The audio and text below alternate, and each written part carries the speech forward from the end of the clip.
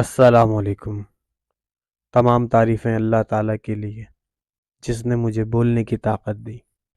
آپ دیکھ رہے ہیں یوٹیوب چینل فطرت اور اسلام۔ آج کا ٹاپک ہے خاندان کی اہمیت۔ اسلام کی تعلیم فیملی یا خاندان کے بارے میں کیا کہتی ہے؟ خاندان سماج کا ایک بہت اہم حصہ ہے۔ جیسے اگر آپ ایک مضبوط عمارت بنائیں، اس کے لیے آپ کو مضبوط اینٹوں کی ضرورت ہوگی۔ اسی طرح اگر آپ کو اپنا سماج مضبوط بنانا ہے تو اس کے لیے مضبوط خاندان بنانا بھی بہت ضروری ہے۔ سماج ایک بلڈنگ ہے، خاندان اس کی اینٹ ہے۔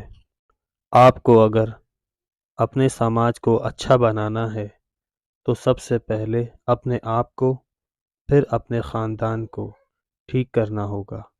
ہم سب کی یہی ذمہ داری ہے۔ آپ یہ اندازہ لگائیں کہ ایک خاندان کی کتنی اہمیت ہے، کیونکہ ایک خاندان میں وہ سب تجربے ہوتے ہیں جو ایک سماج میں بڑے پیمانے پہ ہوتے ہیں۔ اللہ نے خاندان میں ایک مزید چیز پیدا کی ہے، وہ ہے خونی رشتہ۔ خونی رشتہ مجبور کرتا ہے کہ آپ آپس میں محبت کریں۔ محبت میں رکھ کر آپ کو تیار کیا جاتا ہے۔ جب آپ آئیں سوسائٹی میں تو محبت کے ساتھ رہیں۔ خاندان میں جو ایک فطری طور پہ آپس میں محبت کا جذبہ ہے، وہ تربیت کے لیے ایک سامان ہے۔ خاندان میں لین دین ہوتا ہے، اٹھا بیٹھا جاتا ہے، ایک دوسرے سے بات ہوتی ہے۔ یہ سب باتیں وہی ہیں جو ایک سماج میں ہوتی ہیں۔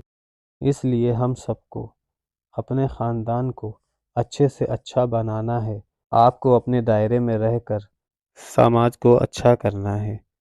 قرآن میں بہت اہمیت دی ہے اس بات کی کہ خاندان میں کوئی خلل نہ ہو۔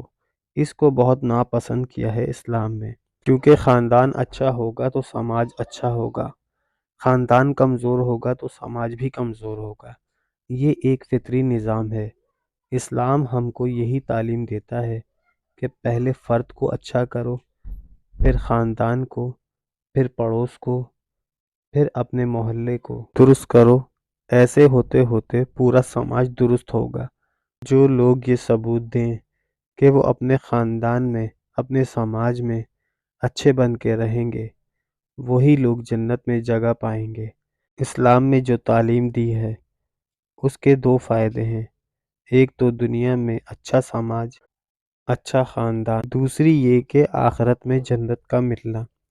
یہ ہے حقیقت پسند طریقہ، یہ ہے فطری طریقہ، کیونکہ اسلام ایک فطری مذہب ہے۔ دوستوں، یہ تھی آج کی ویڈیو کو لائک اور چینل کو سبسکرائب کرنا نہ بھولیں۔ السلام علیکم۔